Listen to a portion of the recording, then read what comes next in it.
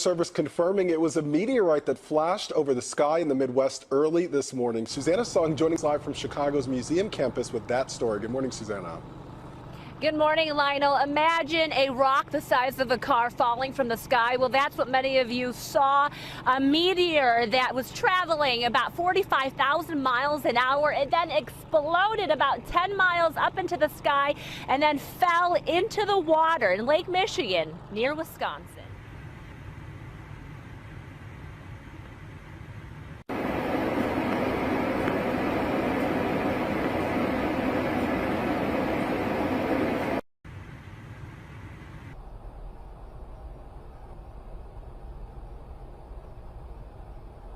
In a rare convergence of elements, a prenumbral lunar eclipse, a full snow moon, and a comet will all be on full display in most parts of the world. First up is the eclipse, which will present itself as a darkening of the moon as it passes through the weakest part of the Earth's shadow. Prime viewing is at 4:43 p.m. Pacific time, and will dissipate until it completes. Comet 45P is next, and although it's been visible through telescopes for weeks now, it will be at its closest point the morning of February 11th. You won't be able to see it with the naked eye, but should see it in the constellation of Hercules through either binoculars or a telescope. A powerful earthquake in the southern Philippines has killed at least 6 people and injured nearly 100 others.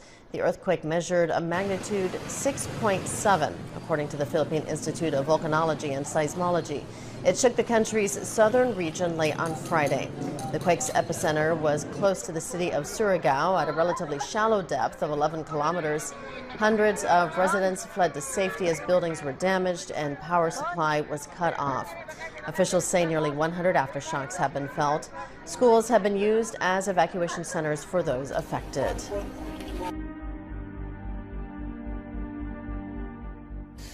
Now, in really rather worrying news, a cleaning robot sent into Japan's Fukushima nuclear plant had to be pulled out from its mission due to technical glitches most likely caused by ultra-high radiation levels.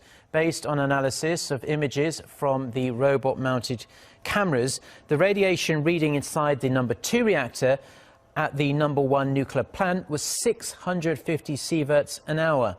During a similar probe late last month, Tokyo Electric Power Company estimated the radiation in the primary containment vessel to be 530 sieverts an hour. The robot entered the reactor on Thursday for the first time since the March 2011 earthquake and tsunami to inspect and clean a passage before further examinations. Despite the absolutely off-the-charts figures, which can kill a person almost instantly, TEPCO officials insist radiation is not leaking outside of the utility. In New Zealand, more than 300 whales have died in what's being called one of the country's largest known strandings of whales in years. It happened at the popular holiday destination of Golden Bay. Rescuers tried to help more than 100 whales return to sea, but around half got stuck again. The bay's shallow waters make it difficult for the mammals to get back.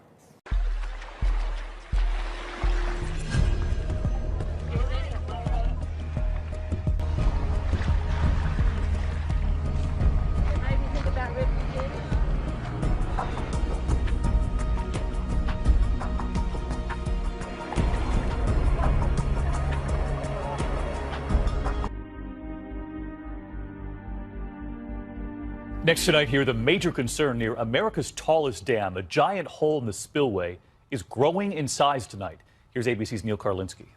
Tonight, officials in California have the nation's tallest dam under a microscope, worried about this massive hole that's formed nearby. The Oroville Dam holds water back from Lake Oroville, now at record levels and in danger of spilling over after a series of storms. The 200-foot-long, 30-foot-deep hole is enormous, dwarfing the engineers who climbed in for a look this week. It eroded through the concrete spillway used to release water and keep the lake from topping its banks. This is a big deal. We're very concerned that we manage this properly to protect the public down below. Here's the problem. If the spillway can't release enough water now, officials will have to try a never-before-used emergency spillway. We're monitoring 24/7. If any changes occur that could result in any kind of danger to the public, we will immediately notify the public. The Oroville Dam are expected to hit record levels. Right now, water continues to gush over this damaged spillway. Reporter Sean Bennett is in Butte County with more. What a difference a day makes. Yesterday, we could actually see where the erosion took place, and we could actually see the rest of the spillway. Today, you can't even see it. Now that water rushing right off to the right side of the spillway on top of the actual hillside, and those rocks racing down into the river. Now, history will be made at Lake Oroville Dam this weekend, according to officials with the Department of Water Resources. The water level is expected to hit the 900-foot capacity in the early morning hours of either Saturday or Sunday. Now, the DWR officials say it will likely go over the emergency spillway, something that's never happened in the 48-year history of the dam. Now, back in 1997, the water came within a foot, but never actually went over the emergency spillway. DWR officials say crews are working to clear debris ahead of the water spilling over. Now, the hole in the spillway continues to grow. Engineers say they plan to continue using it to lower lake levels. Geographic data says California will have a mega flood about every 1 to 200 years. So we're overdue, long overdue. In the San Francisco Bay Area, there are over 350,000 people that live in the 100-year floodplain, and I'm sure the vast majority of them don't realize that they're living in an area that's at risk. Losses could be over $700 billion, leaving millions homeless. And it's not just rainfall. Coastal flooding could crumble the Bay Area's outdated levees, leaving safe travel and clean water a distant memory. The Pew Research Center says only a third of Americans say that being truly American means following the Christian faith. The study showed that 32% of Americans say being Christian is very important to national identity. More Republicans were reported to say Christianity is essential to being truly American, while 29% of Democrats agreed. Could hypnosis settle your problem child? CBS 2's Suzanne Marquez shows us the trend some say may be going too far. Your eyes begin to get very tired. 10-year-old Eric Ferrer Alfaro is about to be hypnotized. And close your eyes when you're ready. He has ADHD and struggles with focusing in school. His mother doesn't want to medicate him, and so far, nothing else has worked. I'm hoping for the teacher to not call me anymore.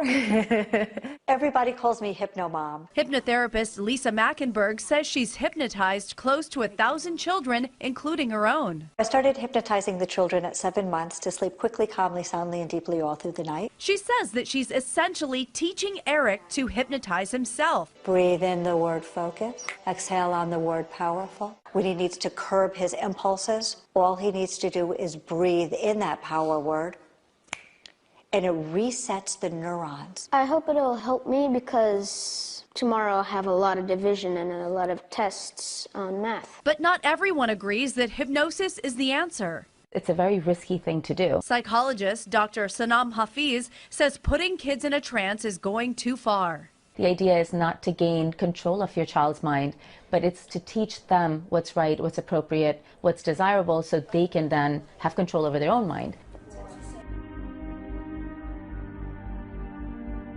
That show was so much fun. For 15-year-old Tyler Reed and his friend, 18-year-old Colin. I don't think so. The road to true self began with family. But the journey for these transgender teens also includes exploring medical options to transition. I really look forward to facial hair and my voice being lower. Like help close this gap between how I feel inside and how I look on the outside. And we have some questions. To do so, families work closely with gender therapists. You have to tell them what's going on in your head, and a lot of the time you don't even know. And doctors like Carol Malazzo, who was among the first in the Sacramento area to treat children diagnosed with gender dysphoria, born one sex but identifying as another. A person's gender identity is pretty much fixed by the time that they're 3 years of age, and there's no way that you can actually change them. The pediatrician recognized the need for trans youth more than a decade ago, and to date, she has cared for hundreds of young patients. California is a hotbed for one of the fastest growing crimes in the world. Sex trafficking. It's the second largest underground economy in San Diego, pulling in profits of almost $900 million a year. It's a business so big that law enforcement is welcoming the help of private investigators who have one thing in common. They're all former special ops.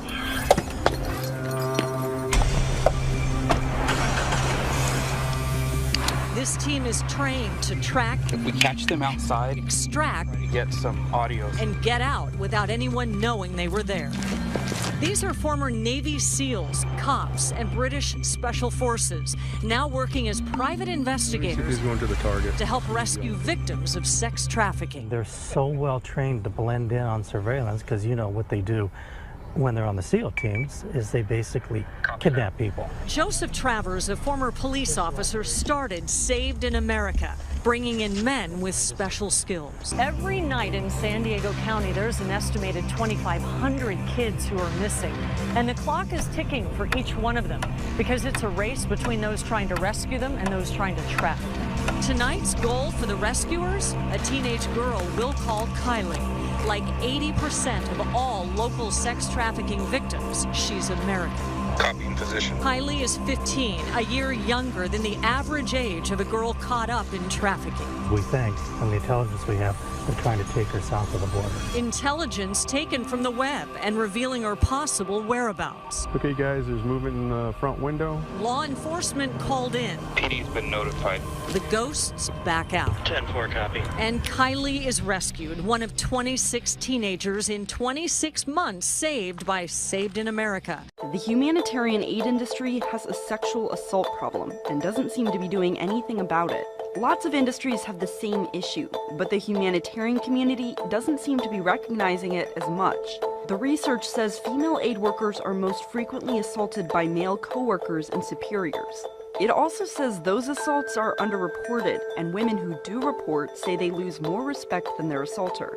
LGBTQ aid workers say they face threats and are harassed because of who they are. Most aid organizations don't have policies on how to respond to sexual assault or how to prevent it. That can mean a few things. Victim blaming can happen, there's not enough training and enforcement, or there's no clear way for survivors to document an assault. This once grand park, Pedion tu Arios, has become notorious for its night trade. Young male refugees gather in the shadows, selling sex and drugs. This man was in the Afghan police force. His two brothers were killed by the Taliban. He studied law at university. Now he sells sex. When did you decide that you would have to sell sex to survive? When I finish money, I try to find one job. For example, every day 10 euro if I can find. Never I do this, but a lot of time about this, before days I try to kill myself here inside this park. When I go, for example, I die. I swear I cry. During the day, it's a different scene. Refugees are sharing the park with Greeks, walking their dogs and jogging. Many Greeks have become used to seeing so many foreigners in the city. Ever since the refugee crisis started, people have done whatever they could to survive. And for some refugees, that means selling sex.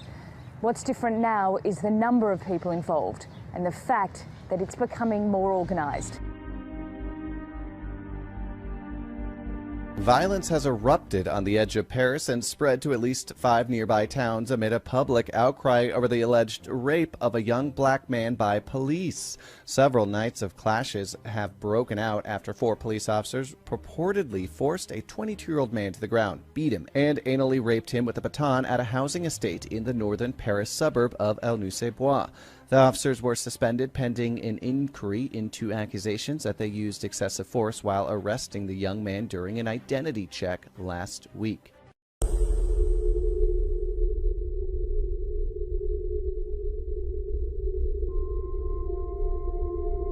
Il prend sa matraque et il me l'a enfoncé dans les fesses, volontairement. Justice pour Théo!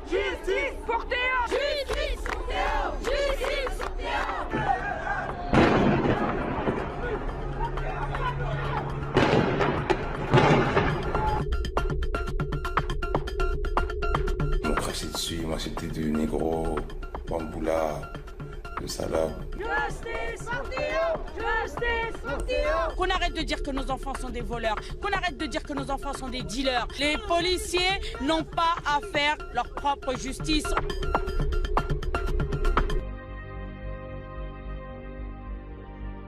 A wave of violent crime continues in the Brazilian state of Espírito Santo, where police have gone on strike.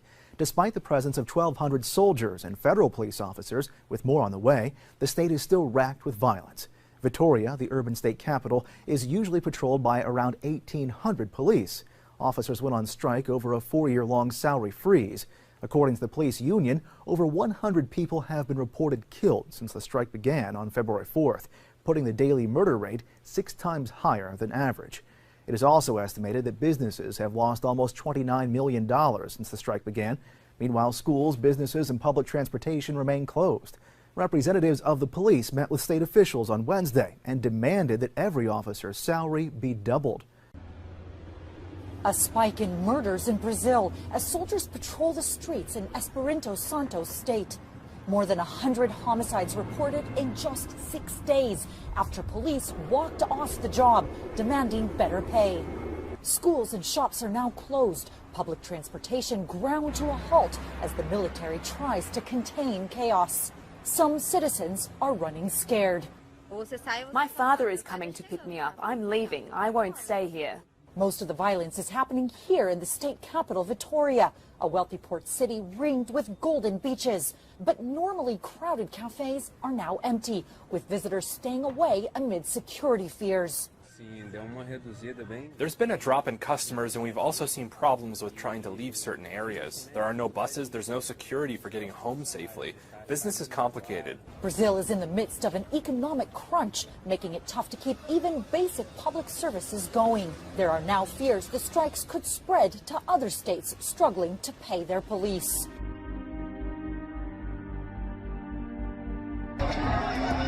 A collapsing currency has led to economic anguish in Venezuela. Sky-high inflation has caused prices to double every 18 days, and citizens line up to exchange money that is almost useless. Inflation has totally ruined us. You'd think this cash is enough to do things, but it's not. It's worth nothing. These bills are devalued. In Venezuela, where an estimated 110,000 people in 2015 were living with HIV, a shortage of critical medicines, including life-saving anti-HIV drugs, threatens a country already in crisis. In June of 2016, a network of Venezuelans living with HIV sought urgent humanitarian aid from the Geneva-based Global Fund to Fight AIDS, Tuberculosis, and Malaria. The petition notes that in addition to a severe stockout of antiretroviral treatment, Venezuela lacks a necessary supply of condoms, HIV test kits, or basic supplies to diagnose and treat tuberculosis. The Global Fund leaders, who notably took 6 months to reply to the original urgent request for help, have responded that they have liaised with our partner network to see who might be in a position to help.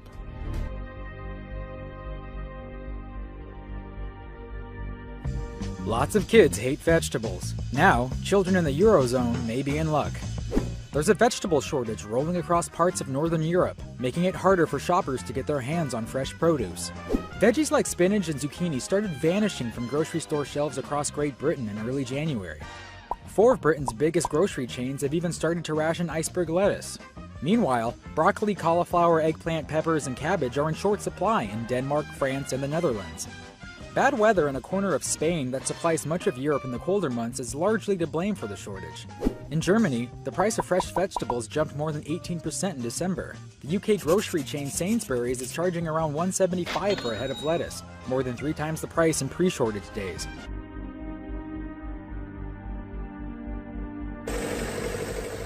A plague of vast proportions. Countless locusts have swarmed Bolivia, causing the government to raise the alarm. We have declared a state of emergency. We have decided to issue a supreme decree. The arrival of these unwelcome visitors happened a week ago near Santa Cruz. They've already wiped out almost 1,100 hectares of corn, peanut, and soybeans. Authorities are warning that the locusts could destroy the country's main agricultural region, which supplies more than 80% of Bolivia's food.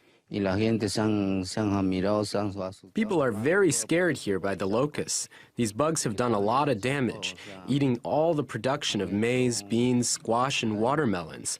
Also yucca production. All this production was destroyed. The government says fumigation must begin straight away. Pesticides are being sprayed on the ground and in the skies. But even with all these efforts, the locusts are spreading quickly. The question is, how much damage will they do before they're eradicated? An invasive caterpillar species is spreading across Africa and devastating crops.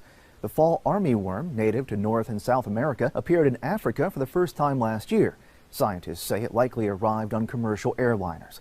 Non-native armyworms are now spreading rapidly. They've already been confirmed in countries across southern and western Africa. They pose a major threat to agriculture. Maize, an important staple across much of Africa, is especially vulnerable. The United Nations Food and Agriculture Organization says fall armyworms have destroyed up to 73% of crops in some areas. Fall armyworms are also difficult to control using pesticides. In a statement released Monday, February 6th, the Center for Agriculture and Biosciences International said the caterpillar could, quote, spread to tropical Asia and the Mediterranean in the next few years. The United Nations says it is ready to support Kenya after the country declared its drought a national disaster. The UN statement came Friday, the same day Kenya called for aid to counter the current drought. The Kenyan government said over 2 million people are in urgent need of food assistance. The UN Food and Agriculture Organization warned the country is facing a severe drought and with it rise in a food insecurity. The drought has affected 23 out of 47 countries, posing a major risk to people, livestock, and wildlife. Kenyan President Uhuru Kenyatta called on all stakeholders to support the government by upscaling drought mitigation programs. In drought-hit Guatemala, those taking a swing at farming are coming up empty. The little that grows here is simply not enough, and it's worrying World Food Program officials like Gustavo Alas. They have had losses from 80 to 85% of their basic grain, he says, which is the main crop here, so they do not have the necessary food in the season where they build up their stock. 3 consecutive years of El Nino-linked drought have exacerbated poverty and hunger in the country of 15 million. The World Food Program, or WFP, says the European Union will invest $4.2 million to support families most affected by droughts, including subsistence farmers like those here in Guatemala. The investment aims to improve land productivity and food security, though WFP recognizes despite the intervention, 5 to 10% of farmers and their families will resort to immigration. In this remote village, images of dusty paddocks and flies buzzing over carcasses. And not far from here, a herder is watering his animals, trying to salvage what remains of his herd, as a devastating drought continues to displace thousands in several parts of Somalia and Ethiopia. These displaced families shelter under this tree near Banderbela, in the Puntland state of northeastern Somalia, after walking for days with their animals. More than 25,000 drought-affected persons have arrived here over the past months.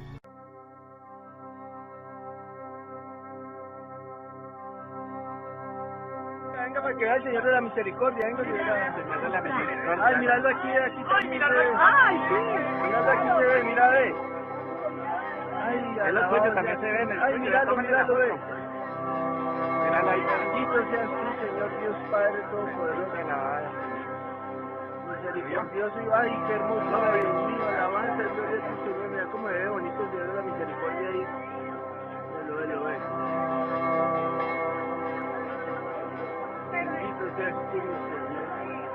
Gloria a ti, Señor. Estará grabando, usted sabe. Está grabando. Estará grabando.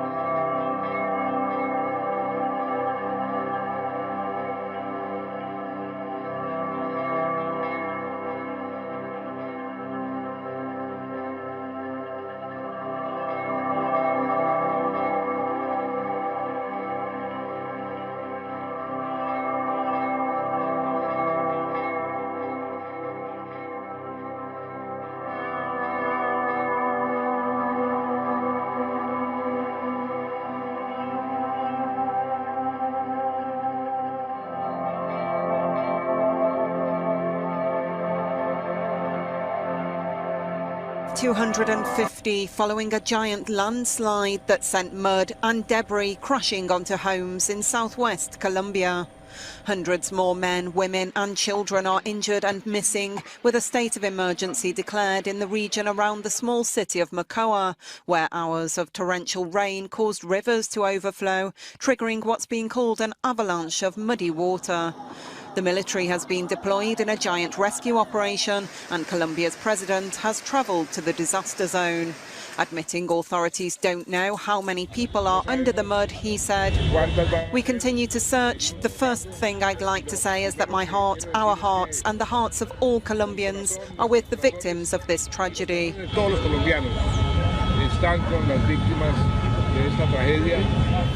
Landslides are not uncommon in Colombia, but the scale of this disaster is daunting. And as efforts to find survivors continue, the fear and the warning is that the death toll is likely to rise further. The landslide struck in the middle of the night after hours of heavy rainfall, which caused the rivers there to burst their banks, flooding homes with mud. We know that more than 100 people have been killed so far. An unknown number are missing. Reports that an army officer there has said that the local hospital is struggling to cope with the scale of this situation, and a state of emergency has in fact been declared. Some reports, as I say, entire neighbourhoods being buried under this. Now, disaster response units are working hard to rescue anyone who might be trapped under the debris also that has been scattered, and also those who are left isolated in homes without electricity or water. There's also known that 2 bridges have been destroyed, making those rescue efforts even more difficult. In total, rescue services have said that there are actually 17 neighbourhoods that have been affected in all this, and it's worth noting that March has been the rainiest month for this country since 2011, and it comes after neighbouring Peru has also been suffering a serious situation with the heavy rainfall and landslides there. We know that more than 90 people have died since the start of year in Peru also. We know that the mayor of Colombia, actually his house has been affected. A lot of mud has been thrown on top of all of the roofs and entire homes, and as I say, the information we're getting coming into us more and more, so we are expecting actually the death toll could rise. Early hours of this rescue operation, the biggest hurdle facing the search and rescue teams was trying to get access to Mocoa, because many roads were simply washed away in the deluge of water, or they were just blocked. So that prevented a lot of aid reaching the people who needed it most. What we've seen as the day has developed right now, as darkness fell in Mocoa, the search and rescue teams have been using thermal cameras which have been attached to drones, and they've been flying over some of the affected areas, trying to locate the people who are still trapped under the rubble. And the civil defence says that the survivors of this deluge, this massive mudslide, are being temporarily housed in 3 shelters, temporary shelters that have been set up. And the Colombian Air Force are due to deliver more water, aid and medicine to many parts of Mocoa, because a lot of the areas are still without power and still without water. 50 tanker trucks arrived earlier tonight, bringing with them potable water, which is badly needed by some residents.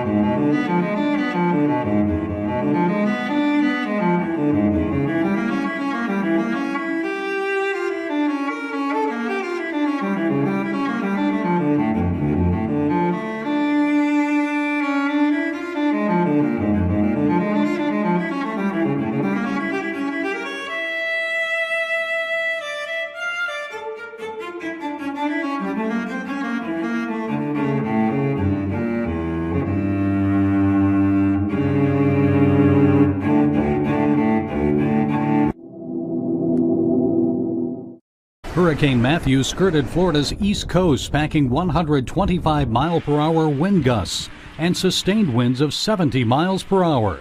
Miami and southern Florida escaped a direct hit, with only minor damage reported. As the storm approached Florida early this morning, it was located further north up the coast, just 45 miles east of Melbourne. The state's leaders made clear this powerful hurricane was a deadly danger. Unfortunately, this is going to kill people. Governor Rick Scott ordered an evacuation of 1.5 million Floridians living along the eastern coast. Tempers flared among some people as they tried to gas up before getting out. I saw two guys fighting at a gas station yesterday. Yeah, actually throwing punches. Those who stayed behind emptied store shelves, and Disney World closed for only the 4th time in its history. And thousands of travelers were stuck as flights were canceled at airports in Miami, Fort Lauderdale, and Orlando. Already more than 300,000 people were without power as the day began. CBN News anchor John Jessup is in Florida near Cocoa Beach. As you can see, though, it's still a strong system packing heavy bands of rain and often strong wind gusts. Even though the storm's path has shifted, people are still being urged to stay indoors and off the roads. Countywide curfews went into effect late Thursday and last into Saturday morning, all designed to keep people indoors and off the roads. Jessup reports the National Hurricane Center says storm surge and destruction will make places along the coast uninhabitable for weeks, possibly months. That's what the storm did as it devastated parts of southern Haiti, leaving thousands homeless and more than 300 people dead. For now, a major concern is that Matthew could turn westward, possibly striking Jacksonville, Florida, and major population areas of the southeast in Georgia and South Carolina. Going down that Wally World. It's going down. It's going down that Wally World, bro.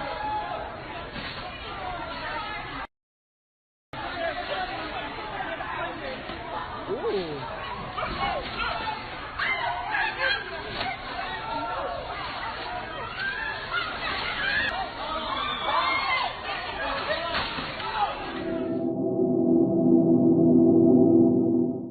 Shepard Smith went way overboard in warning Florida residents to evacuate in preparation for Hurricane Matthew. See this? Melbourne, Daytona Beach, all the way up to Jacksonville. This moves 20 miles to the west, and you and everyone you know are dead. All of you. Because you can't survive it. It's not possible unless you're very, very lucky. And your kids die too. Friday, the number of people killed by Hurricane Matthew in Haiti has risen to at least 478 people. The island nation's Central Civil Protection Agency, which takes longer to collate numbers, said 271 people died because of the storm, while over 61,500 remain in shelters. Officials said that food and water were urgently needed, noting that crops have been leveled, wells have been contaminated by seawater, and water treatment facilities have been destroyed. Matthew was the first Category 4 storm to hit Haiti since Hurricane Flora struck in 1963. To South Korea, where Typhoon Chaba slammed across the country's south, leaving 7 people dead and another 3 missing. The violent storm caused severe flooding in the port of Busan, the country's second largest city, and the industrial city of Ulsan. Dozens of flights in and out of Jeju Island were canceled as Chaba brings gusts of up to 200 kilometers an hour. South Korean authorities say 2,500 schools had been closed, while tens of thousands of homes along the southern coast suffered power outages. India says its forces have killed 3 suspected militants who were attempting to raid an army base in Kupwawa district in northern Kashmir. A police official said the 3 men were spotted near the de facto border between India and Pakistan. The incident is the latest in a series of attacks that has raised tensions between the 2 countries and left people living near the disputed region living in fear. Residents say some villagers have already fled their homes. Recent clashes began after 19 Indian soldiers were killed last month in an army base attack in Kashmir. Last week, India announced it had carried out strikes against militants camped on the Pakistani side of Kashmir. Islamabad has denied any involvement and vowed to retaliate against any aggression.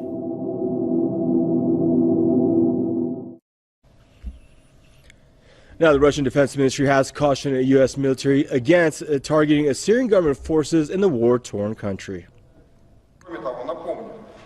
I remind the U.S. colleagues that the air defense of the Russian military bases near Homeimim and Tartus is covered by a range of Russia's S-300 and S-400 air defense missile systems, which cover a radius that may be a surprise to any country operating its aircraft over the country. It must be understood that Russian air defense missile crews will unlikely have time to clarify via the hotline the exact flight program of the missiles or the ownership of their carriers, and dilettante illusions about stealth planes could collide with disappointing realities. A Defense Ministry spokesman Igor Konashenko said any U.S. attacks on areas controlled by Syrian government could jeopardize the lives of Russian troops. Tensions have recently flared up between Moscow and Washington since the breakdown of a Syria's ceasefire deal brokered by the two countries.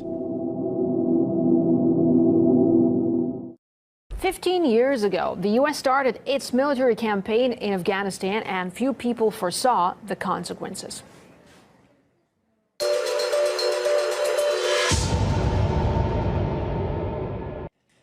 America's mission was to rid the country of both al-Qaeda and the Taliban, but more than a decade later, the security situation in Afghanistan is vastly worse than it was as the Taliban consistently strengthens its grip on the nation. Recently, world donors raised $15 billion to fund the country in exchange for political and economic reforms. And this is what Afghanistan is facing right now. An ongoing battle is raging in the northern city of Kunduz. The UN says the humanitarian situation there is rapidly deteriorating, forcing hundreds of people to leave the city. It is reported only one small hospital is providing medical care after another, run by Doctors Without Borders, was destroyed by an U.S. airstrike a year ago. Artis Ganich looks at America's military legacy in a country that the history calls the graveyard of empires. How many times Americans heard the war in Afghanistan is almost over, almost won, and yet it drags on, more silently than before, but it continues, and Washington keeps changing plans. The United States will maintain approximately 8,400 troops in Afghanistan into next year through the end of my administration. Together with our allies and the Afghan government, we have agreed that this is the year we will conclude our combat mission in Afghanistan. It is in our vital national interest to send an additional 30,000 U.S. troops to Afghanistan. I will get our troops home. We will bring an end to this war. Having crippled al-Qaeda in Afghanistan a long time ago, the U.S. spent years and enormous resources fighting the Taliban.